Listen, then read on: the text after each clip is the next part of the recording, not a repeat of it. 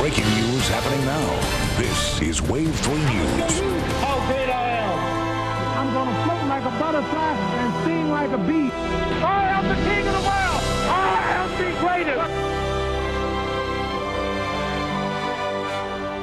Hello, everyone. I'm Scott Reynolds. We're coming on the air to let you know about the passing of a world legend. A family spokesman confirming Louisville native Muhammad Ali died tonight in Arizona. Just minutes ago, people came here, walked up the stairs with a flower, an origami flower they'd made from a cocktail napkin. They were just down the street at a bar and decided they wanted to come and lay it down. Muhammad Ali, Louisville's hometown hero. You're watching live coverage right now from Air 3 at Louisville International Airport, where the aircraft, a chartered flight from Phoenix, carrying Muhammad Ali's body. His family on board, obviously. They just arrived here at Louisville International Airport.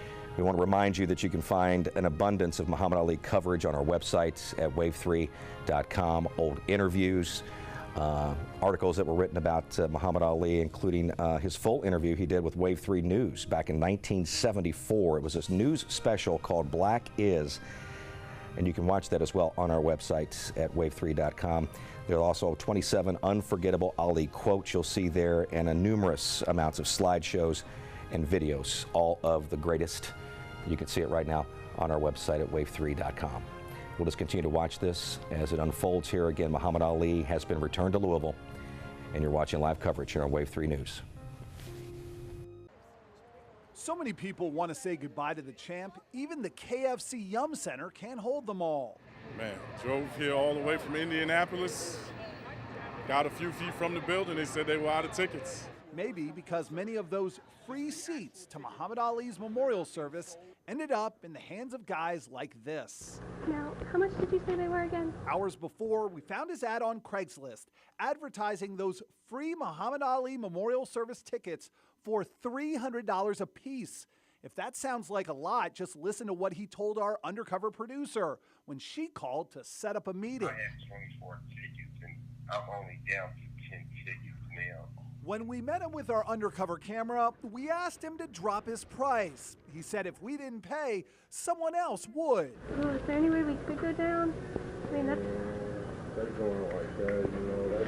That was the same story all over Wave Country. We found a number of ads asking $200, $300 or more for those free funeral tickets, some with fistfuls to sell, even though the max at the giveaway was just 4 tickets per person.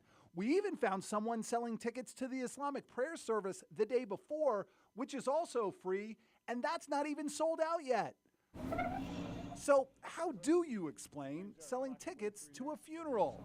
Are you trying to scalp tickets to Muhammad Ali's funeral? Not at all. Well, turns out, isn't that the exact opposite of the spirit of Muhammad Ali, sir? You don't.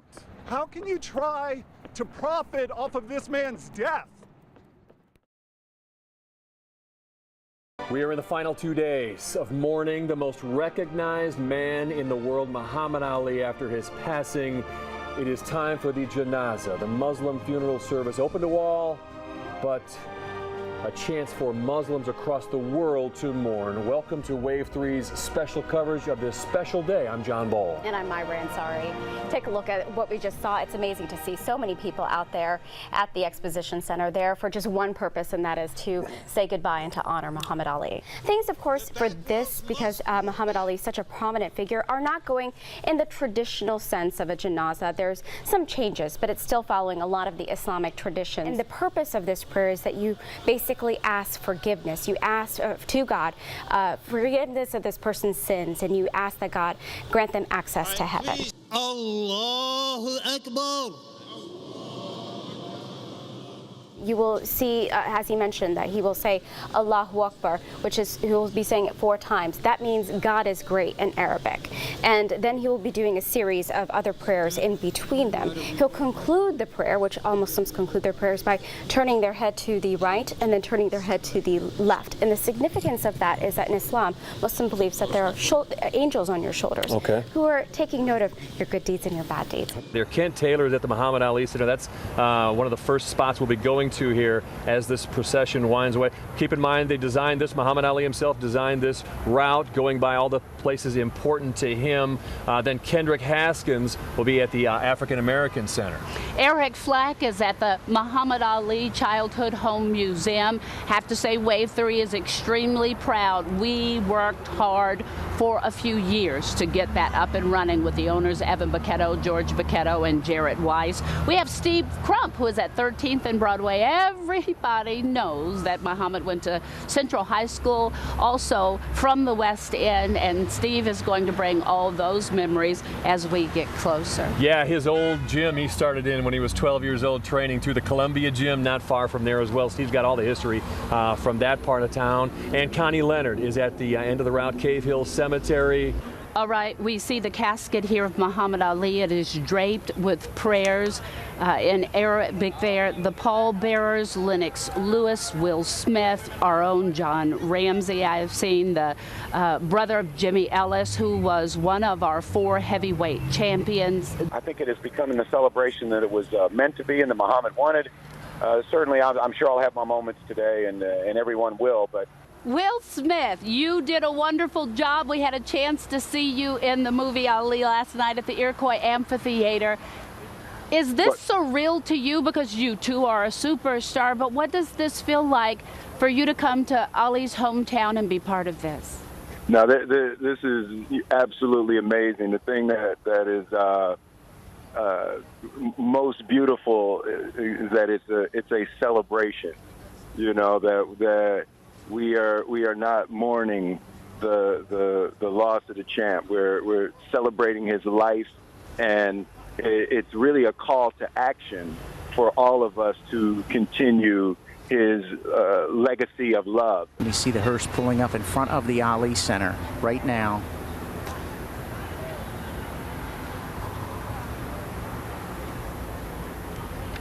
They are now stopping, as the family said they would. We're getting our first vantage point now. We've had a lot of different vantage points of what this has been like today, but this is the first view we have of what it's like for the average person sitting along waiting for hours. And in this case, from Kent's position, Kent, they are stopped, so you're getting more of an opportunity to process and think. It's going to move through the Russell neighborhood here and make its way down to the Shawnee neighborhood near the Chickasaw area as we get closer to his childhood home. Kendrick Haskins is on Muhammad Ali Boulevard. This is very close to where Kendrick is standing. And what do you see so far? Kendrick Haskins at the African American That's right, Don. You can see the motorcade is starting to slowly make its way down here. You're seeing people of all colors, all nationalities, all races, all creeds, and they are together. Someone running right next to the motorcade there as they make their way through the Russell neighborhood on Muhammad Ali Boulevard. You know, a moment like this, you prepare for it. A lot of these people have been standing here for hours, several hours, waiting for just this one fleeting moment. Yeah, you want to get a good picture, but you don't want to allow that to get in the way of processing in your mind what's going on and why this is important.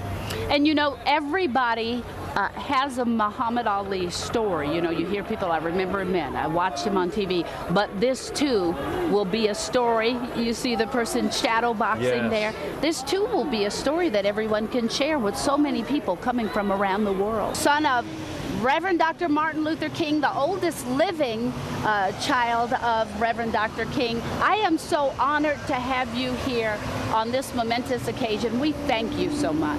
Well, thank you for the opportunity. This is certainly, I think, an incredible day for our nation and the world, as we, as a nation, and we in our community often we say homegoing. Yes. I don't know what the Islamic community does, but in a real sense, this is truly a homegoing service for this great and incredible human being who did so much for our world. Thousands and thousands of people have now crowded onto Grand Avenue, Muhammad Ali's childhood home, as we await the champ saying goodbye to that home and the street he grew up on here in Louisville, Kentucky, one more time. The thousands and thousands of cell phones are out. People are recording this moment once Ali and his procession. Back up, 7-8, room for processional. Please back up. You can hear the police giving the orders to the crowd right now. The balloons are starting to be released into the air, and I want you to know that once this processional hits this street and you can hear the cheers, we're going to let you take the sights and sounds and experience this moment.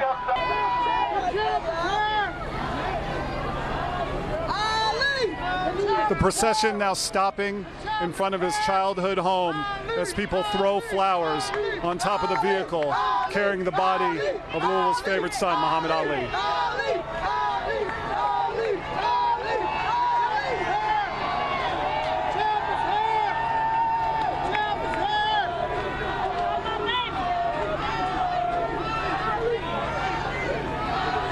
Look at the young men there, following beside him, jogging and shadow boxing. Look at the men on the right side of your screen. They've been running here for about half a block, running along, pumping the fist, cheering, going along, people waving there on the left. Look at the line. Look at the depth of people as they're waving at this moment. It's just, I don't know about you, but giving me goosebumps right now as they get closer to us, right behind us here. The Ali Center is closed today, but at 3302 Grand, the Muhammad Ali Childhood Home is open. If you are not from Louisville, but you're here in the city, they are open today for you to learn more about the champ. You know what I want to do? I want to turn around here and I want to experience this like tens of thousands of people are doing in Louisville here for just a moment. So let's go ahead and take a pause. We'll continue narration in a minute, but as they come right through Floyd and Broadway right now, here comes the processional. Hey, you know, this is an odd thing. We know we are doing TV, but this is history, and we want to be able to experience this as well. He's forever with us. How happy are you to be here today? I'm happy. Everybody's here together as one. We're here representing Louisville. Kind of emotional a little bit and didn't think I would be, but we're sending him home proudly, and they got beautiful roses out, and it's very greatly appreciated. We're going to let you get back to the moment here. Guys, it's pretty incredible, this crowd. People have been out here 3, 4, 5 hours, some people, waiting in the hot sun. They weren't bothered by it. They didn't care how long it was going to take. They just wanted to be here. And we know that Muhammad, about 10 years ago, picked his spot at Cave Hill Cemetery. We were told it's a spot that he loved. Ali, Ali, Ali, Ali, Ali, Ali, Ali, Ali, Ali, Ali,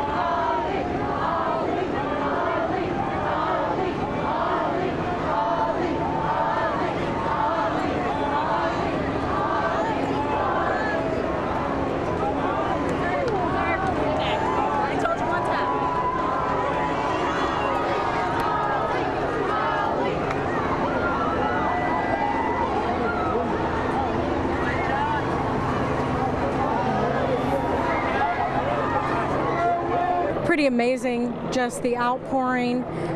People from all over the world here today. Yes. Is this the way to celebrate his life? Yes, definitely, definitely. He deserves this. He was our hometown hero. He was the world's hero. And the fact that he's back home with us forever, it just gives me goosebumps. It just gives me goosebumps. I'm glad I was here, standing here with you. The motorcade is actually just right now passing me. Everybody is beginning to scream, Ali, Ali. Although Ali is now at Cave Hill Cemetery, his family now just coming through the motorcade. Tens of thousands of people are gathering to pay their respects here in Louisville, and many got inside the KFC Yum Center to see the memorial service, and Myra Ansari is there right now with more. And tell us about the feeling inside there right now, Myra.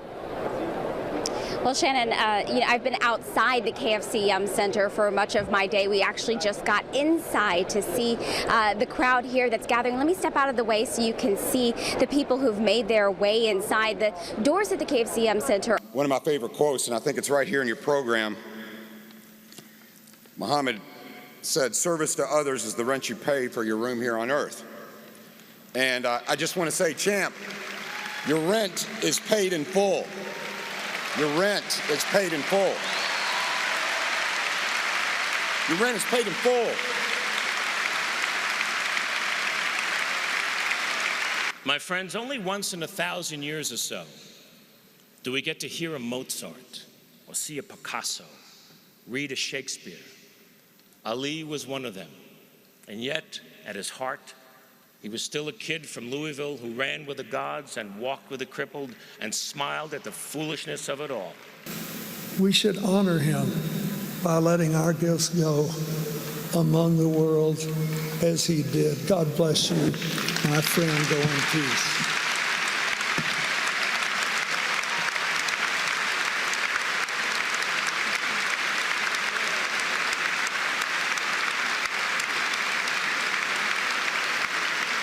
What a day it was here in Louisville, with about 100,000 people at the procession route as well. You've been watching day-long coverage live here on Wave 3 News as we say goodbye to Muhammad Ali. With breaking news happening now, this is Wave 3 News. The police are on the scene at 4th and Broadway. A shooting reported around 6:29 tonight. We're told that there is at least one victim, possibly two. We've seen two from Air 3 that's flying above the scene there at 4th and Broadway. We don't know the extent of the victim or victims' injuries in all of this. We're working to gather those details. When I was out there, I did see several Metro police officers running down to the scene, but our crews are, of course, out there. Eric Flack is out there. He's been a part of the parade, and Eric joins us on the phone right now. And Eric, you heard the gunshots, is that right? Yeah, Myra, I did. I was actually walking next to our float, and there were two loud pops.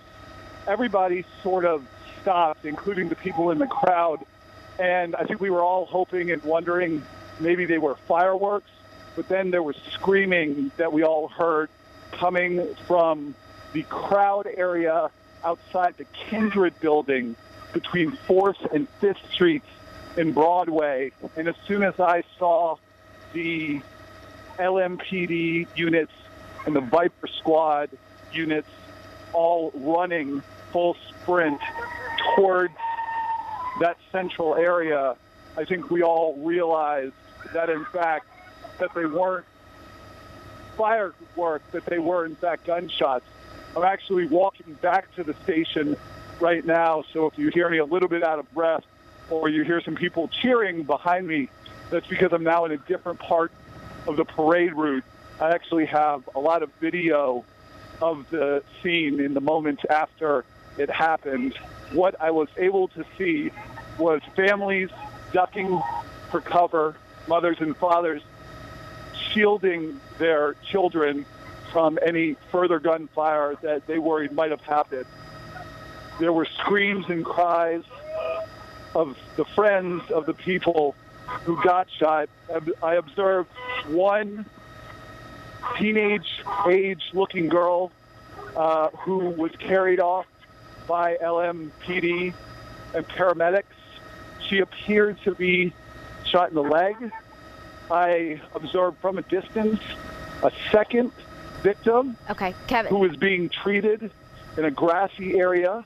Eric, we're going to get back to you in just a minute. We've got Kayla Vanover, who is live at the scene. Kayla, what can you tell us from what's happening out there? It is a cluster down here, Myra. We ran right from outside of this station at Floyd and Broadway, 4 blocks down here to 4th Street. Now, you can see over here several LMPD officers have an area barricaded. We are right by the Kindred Healthcare building. We have several people here watching the parade that saw commotion. People down here right at 4th Street and Broadway, just out here to have a good time and watch the Pegasus parade. And now several LMPD officers again have this area barricaded. They're standing at attention. They're keeping everyone in the area as safe as possible. Again, we have an LMPD spokesperson who is on scene. He's not able to release any details to us just yet. As we know details, we will update you online and here live on television as soon as possible. Reporting live at 4th Street, Kayla Vanover, Wave 3 News. All right, thank you so much, Kayla, and we'll continue to follow this breaking news. Let's head back out to Dawn and Kevin at the Pegasus Parade. We are here and we are at the parade, and you know, from our vantage point, I guess we need to let everyone know that can hear us here, that there was a shooting at 4th, somewhere between 4th and 5th Street. Someone was hurt. That's all we know right now. Our Eric Flack, who was reporting, was actually in the parade. Mike Berry, I know that this touches you because this is part of the Kentucky Derby Festival.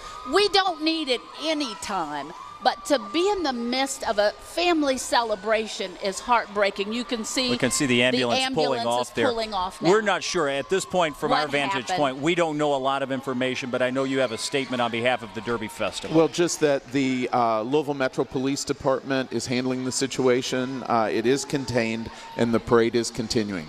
All right, I need to say this.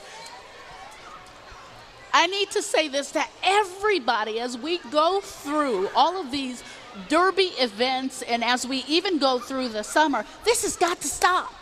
It's got to stop. And I don't know that my words will make any difference, but I can tell you as someone who loves this city, the violence has got to stop. And I'm asking you, please find a way to make it stop. All of us need to do that. I know I'm going to get emotional about this, and I want us to finish this parade. If but someone like that thinks they can come in here and stop a parade that's been going on for 61 years, you've got something else coming to you. And we've got a beautiful day underway here. We've got the Pegasus Parade rolling behind us.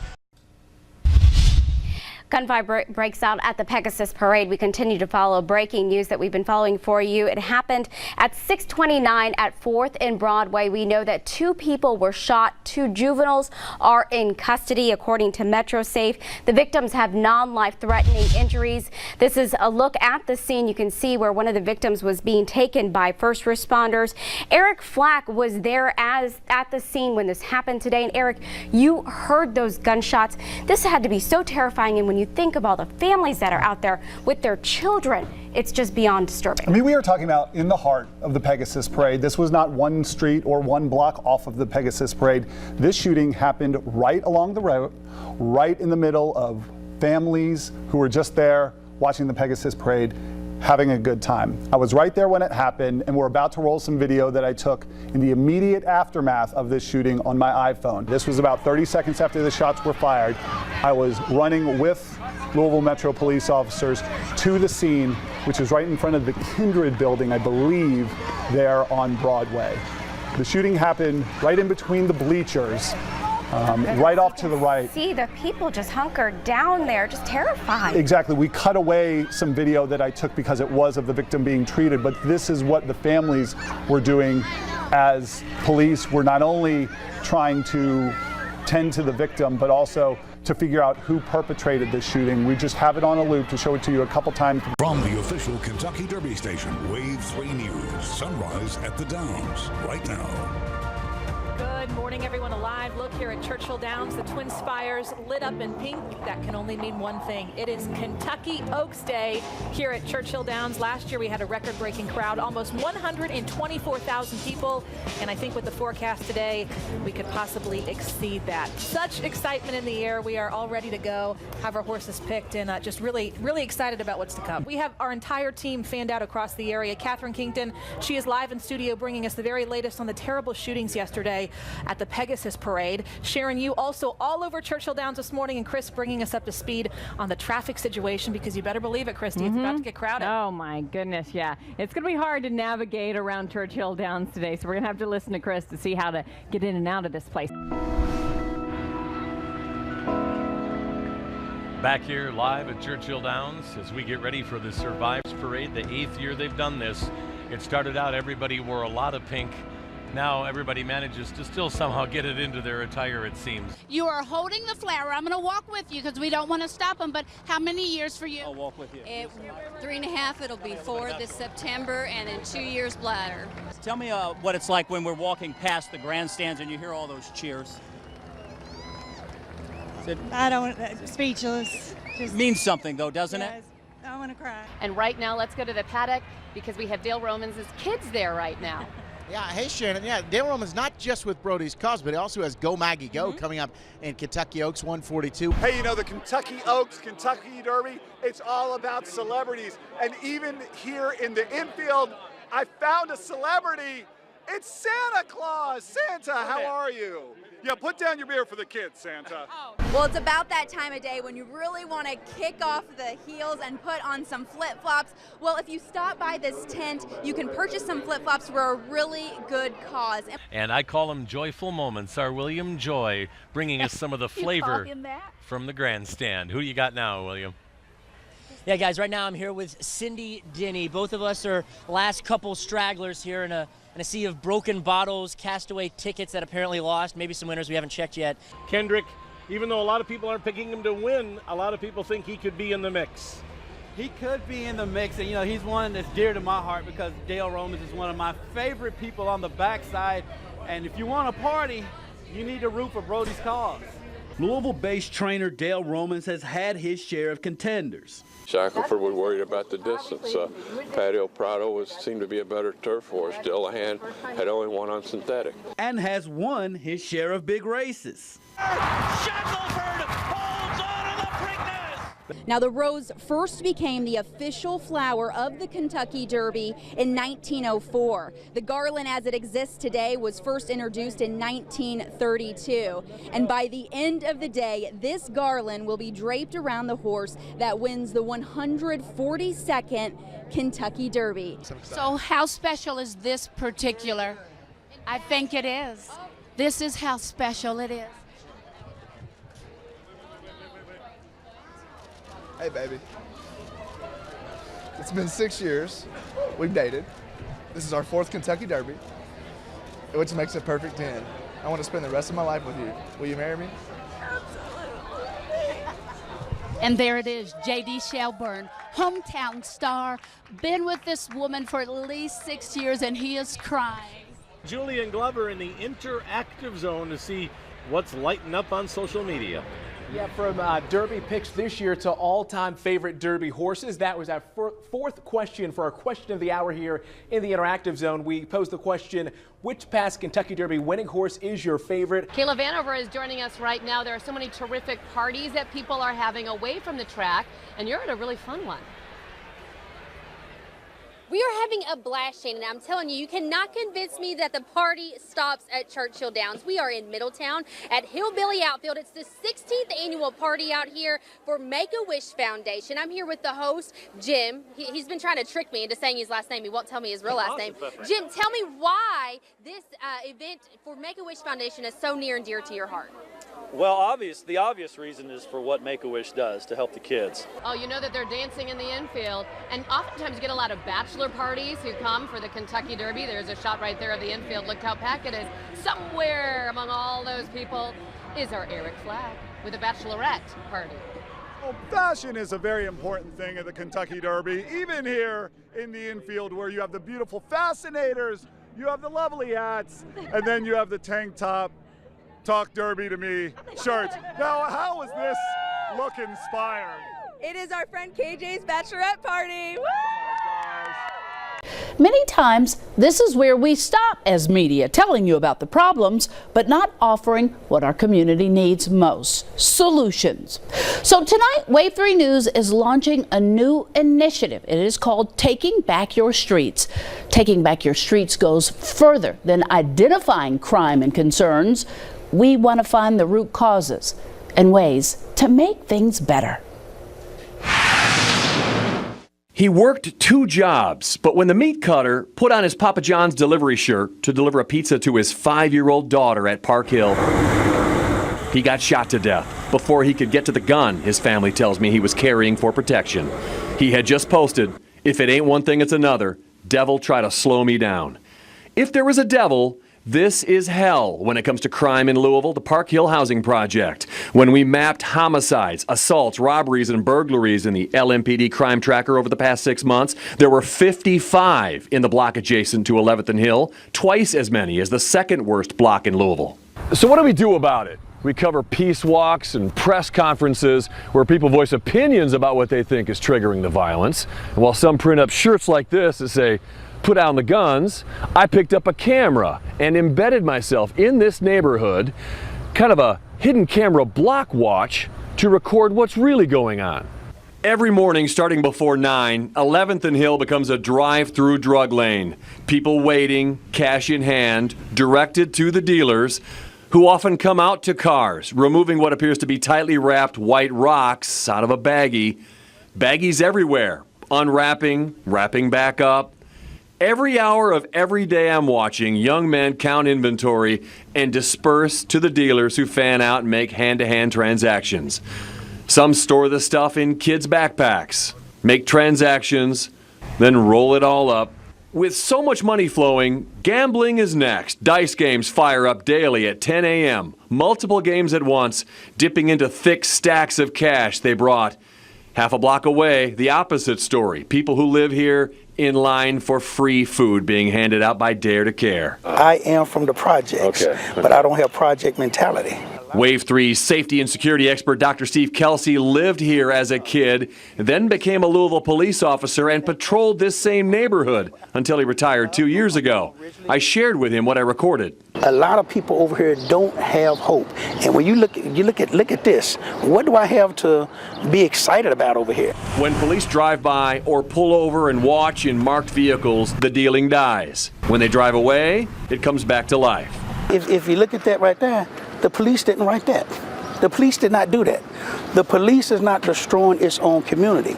We are destroying our own community. There appears to be a lot of money here on a lot of young men who don't appear to have jobs. I'm not going to go flip burgers. I'm not working for something like that when I can easily sell drugs and make more in a day than you make in 2 weeks. And that's the mindset. He says throwing money at the problem or tearing down housing projects doesn't help as much as reinstalling values here. If I'm selling drugs, you got to find out the root reason. Why am I selling drugs? Remove the root cause and you won't have the branches of me selling drugs. And what keeps happening, we keep arresting folk based off of the branches. And then once they get out of jail, they get adjudicated, go to diversion, where they go back to? The same root cause. Who is hurt in all this, besides the guy trying to deliver a pizza to his daughter? 10:30 in the morning, long after school starts, this woman makes a transaction with what appears to be her son with her, dressed for school and wearing his backpack. Then she disappears in the apartment of the most active drug dealer, leaving the boy on the steps outside, head in his hands. When they finally leave, as he complains he needs to be in school, I hear her say, "Mom had to take care of some business." 14 so far this year. More than 50 people murdered. A staggering 77 people have been murdered. The homicide total in the city now the highest it's been since 1979.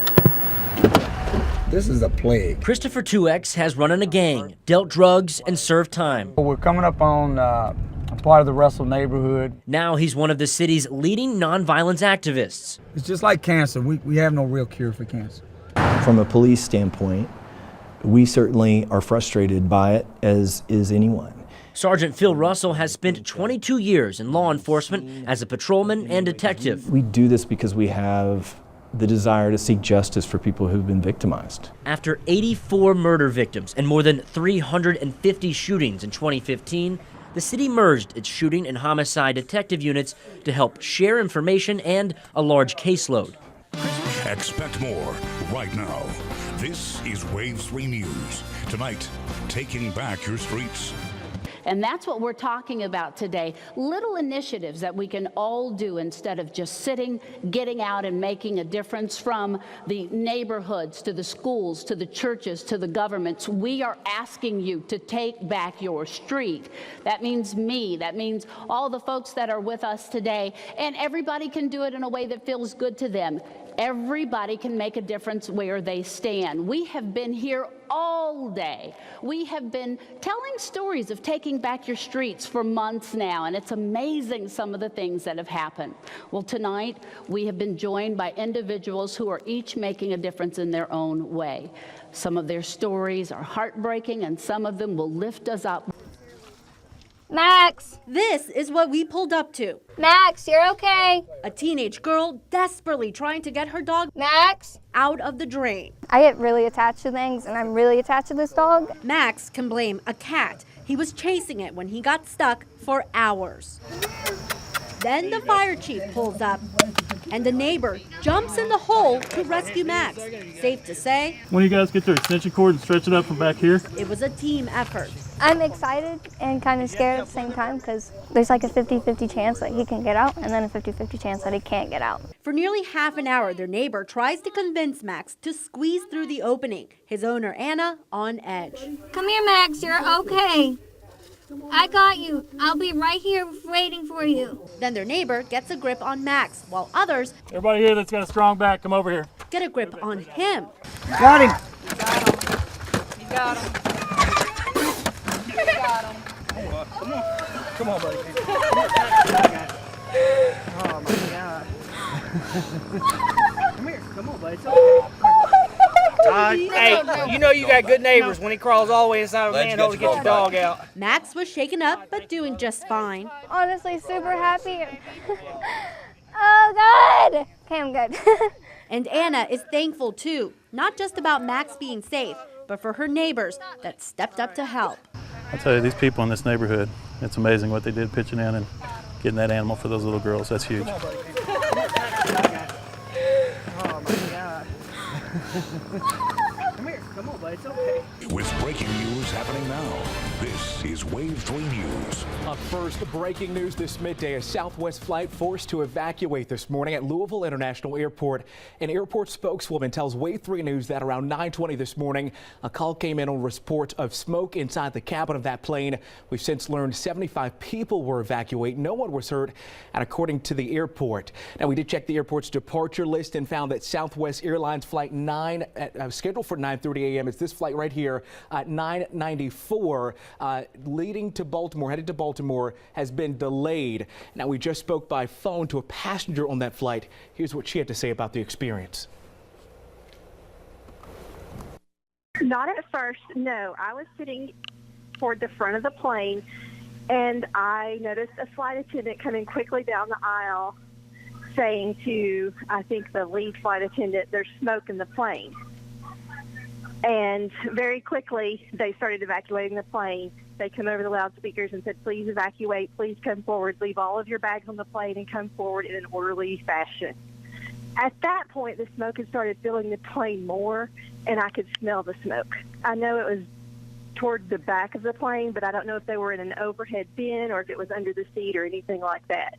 They said it was a Samsung Galaxy were the words they used. There had been a Samsung Galaxy that caught fire. But, you know, you just kind of never think those things are going to happen to you. Yeah.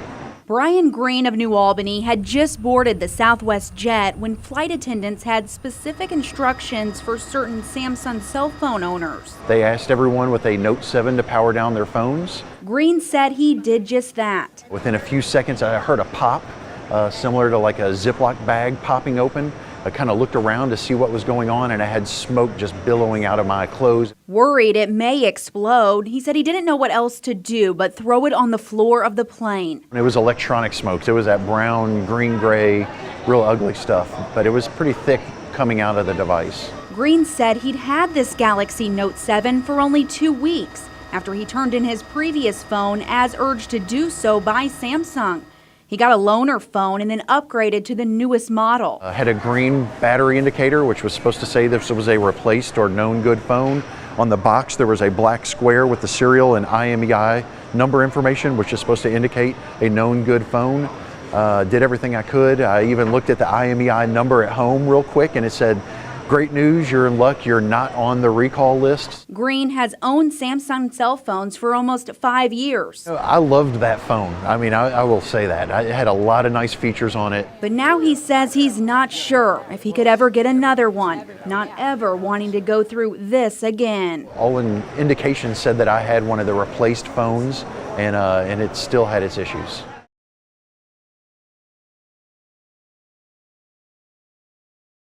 A flight grounded at the Louisville International Airport after a Samsung Galaxy Note 7 began smoking from this man's pocket.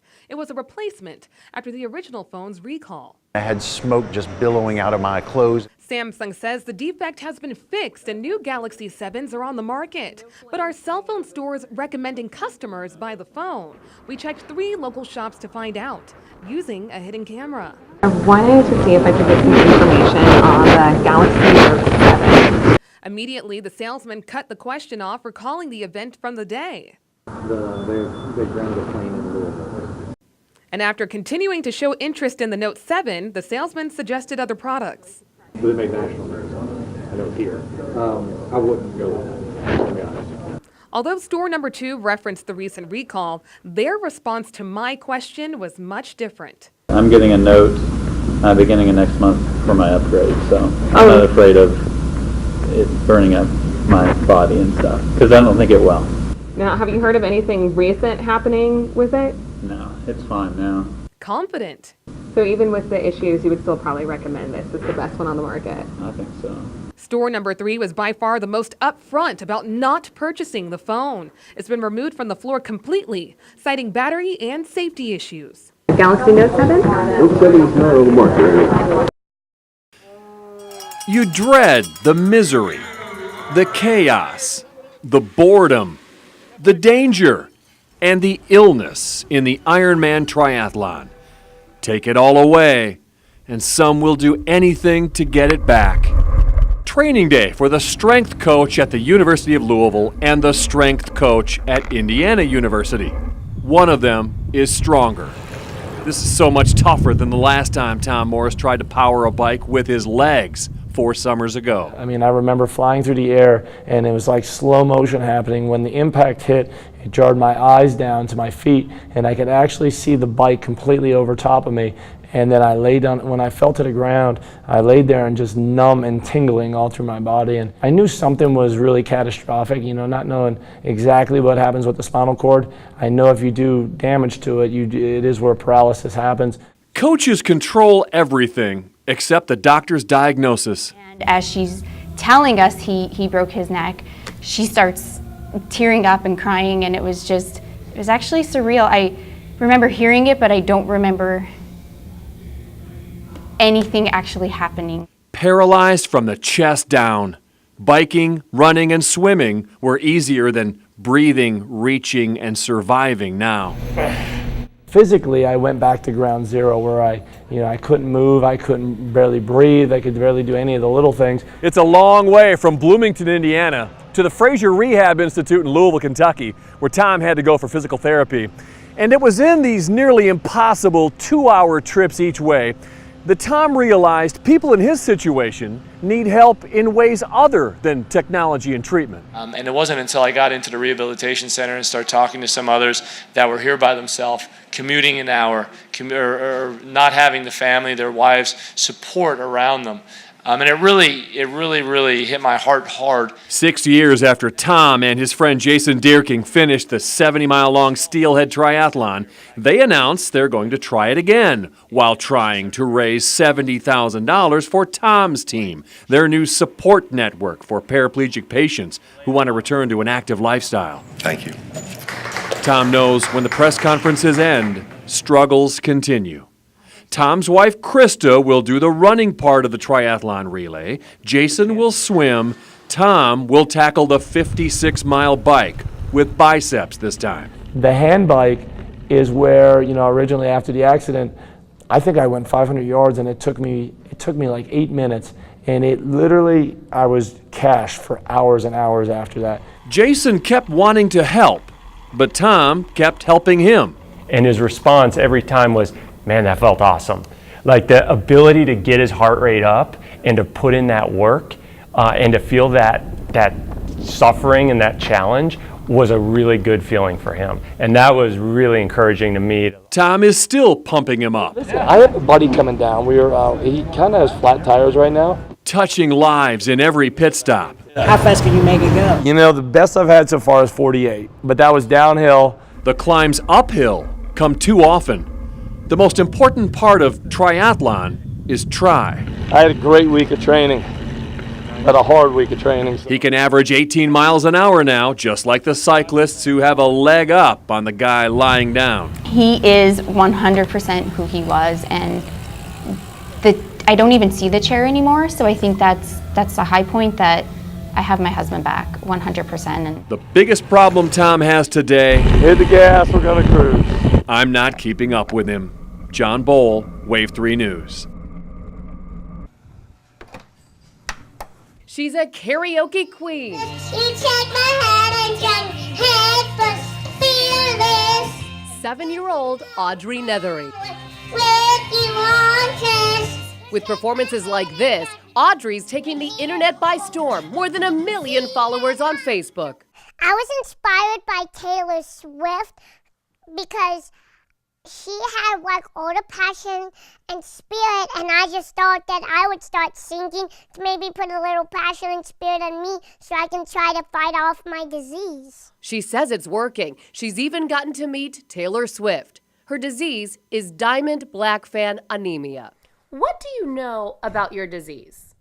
Well, I know that it's very contagious. Well, not. No. Okay, that I messed up. Can you try to cut that? Totally. Okay, so. Start over.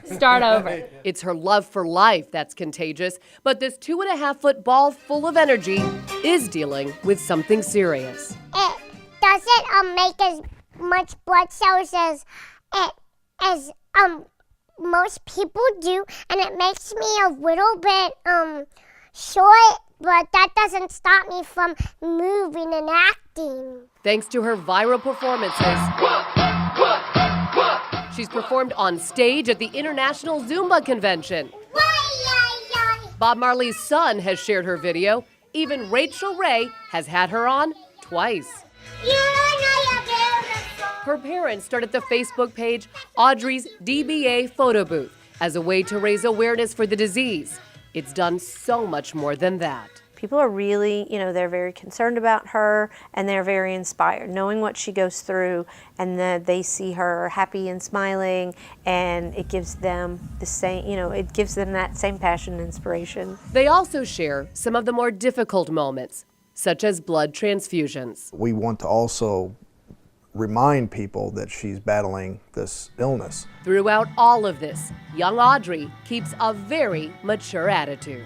You just have to take a breath and say, I can do this, and then you go out there and then you just do it. Amazing! It was a nomination form from Wave3.com that took us to the center of downtown Louisville. Lisa Brown wrote a letter about her friend and co-worker Sherry. Sherry has endured pain and heartache this year that would be hard to handle even over 20 years. Sherry's had a really rough year. Her husband's disabled, so he's not able to work. Sherry's working 2 jobs, taking care of all the bills. The bills are expected in life, but it was the unexpected. Mid-October, her sister-in-law died from a long battle with cancer. The very next day, her son was found, her youngest son, found dead. Sherry lost Charlie, firefighter, Marine, and her youngest son. She was grieving, has lots of bills from the funeral, of course. All that alone is more pain than you want in a lifetime. But heartache was not yet through with Sherry. Not even 2 weeks later, her only son that was left was on the Snyder's. Car broke down. He got out to wait for a friend who had called to come and get him. He was hit by another driver, and the driver left the scene. One son gone, and one fighting for his life. And days are rough. She's having a hard day today. We can't stop the pain, but we can pass the cash to relieve the pressure of other burdens in Sherry's life. Wave 3 News starts with $300, and then extra money from folks over in Indiana. That's $69. Somebody walked into Wave 3, gave another $100. Don't know who that was. From Bowman Heating and Cooling. I paid him, and then he wrote me a check and is paying you. And then another $20. We had no idea how much we had, but we knew how much we hoped and prayed it would help. Listen, I wrote a letter to Wave 3, telling them how wonderful you are. Of course you do. I shook her, and she allowed me to pass the cash. Sherry needed the cash, but it was the care and concern that was keeping her up and moving each day. We think it's $729. Recount it. Oh, we love you so much. Oh, Charlie. We told her about Charlie. With guardian angels and angels on earth all around her, Sherry just takes it 1 minute, 1 hour, 1 day, $1, 1 dime at a time. They let me cry. They hug me every day. And What's the prayer? And Charlie's watching out for me from heaven. I know he is. There were lots of tears, cheers, and dollar bills. But most of all, the room was filled with love. I have all my family and love, and I'm okay. All right. Thank you. All right. Shannon Cogan, Dawn G in the field. Team coverage of the shootings at Shawnee Park. All coming up. Wave 3 News at 6 is next.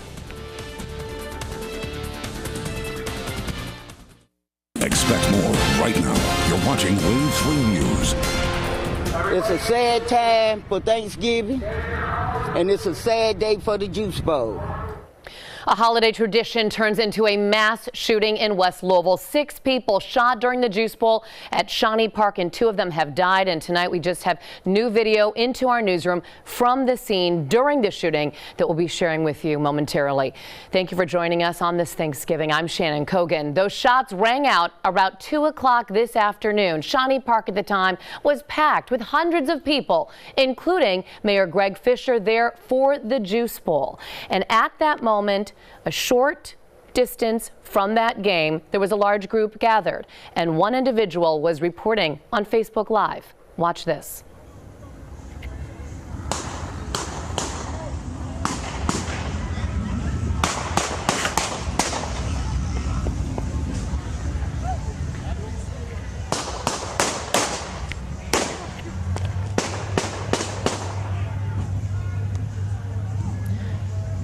You can see right there, that is the scene, what people did when they heard those gunshots. I counted about 20 gunshots that rang out. People were falling on the ground, trying to hide from whoever this shooter is. Tonight we're bringing you team coverage. William Joy is standing by in Shawnee Park, and Sharon Yu has more from the newsroom. But let's go first to Wave 3 News anchor Dawn G. She is at Shawnee Park with more. Dawn? Shannon, it is heartbreaking. So you saw that Facebook video. At the time of that shooting, people trying to scurry and run. This park was filled. They were here for the Juice Bowl, football going on. Some folks actually grilling, families coming here to have a great time. My own sister was here. When I called her and she finally picked up the phone, she shouted to me, people are shooting. I hear bang, bang, bang, bang. And so my heart is racing, thinking, is my sister going to be okay? Someone here today, 2 people deceased, 1 man still in the field behind me. His family here, not enjoying Thanksgiving tonight. They are waiting, I guess, to find out what do you do when your loved one is shot dead in the park. This is a tragedy. Casey Cunningham here. So many people hurt. So many people, not just the shooting victims, but as my family sits at home and they texted me and said, hey, we're getting ready to say the blessing, and we are so grateful that my family's okay. But this is devastating for the entire city. The entire city, and so many people enjoying this, probably thousands of people here barbecuing and playing football. And the tough thing is, police do not know what led up to this shooting. They updated us just a little bit ago. They said 6 people shot. 2 of those people have passed away at this point. Those other 4 victims are in the hospital. We're told some of them even drove themselves to the hospital. I want to pull up some video now of when we first got here. It was so emotional. Family members were running up to this field begging for justice, begging for their loved one to hopefully be alive, hoping that someone was performing CPR, hoping that this person would be alive. Police say this happened just around 1:30 while the Juice Bowl game was going on. Witnesses say they heard multiple gunshots, and police just say it's actually a miracle that more people weren't caught in the crossfire. There were a lot of people that were here, and for the number of shots that were probably fired here, there could have been more victims here. And we don't have any suspect information at this time. We're told no one is in custody. We're also told police do not have any leads, but they're still out here investigating. Again, the family members of this person behind us, they're still out here. I want to get now, though, to Wave 3 News reporter William Joy. William, we hear Air 20 up here. Police are still here. What does it look like where you are?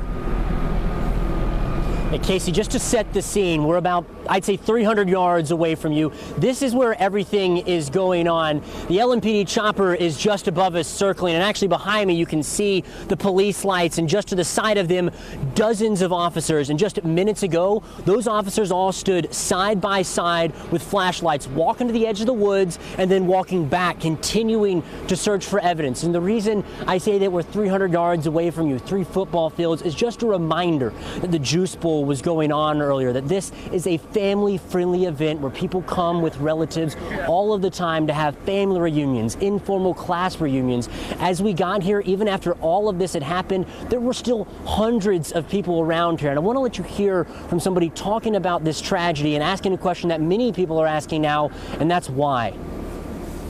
We never have problems at the Juice Bowl. Cook Thanksgiving dinner, go to Juice Bowl for a little while. This is the time of day everybody go home. Why? Now I want to let you hear from Sharon Yu. She spoke with witnesses who were actually here when all of this happened. Well, William, it has been an extremely complex situation, but one witness says he was actually surprised at how silent the whole incident was.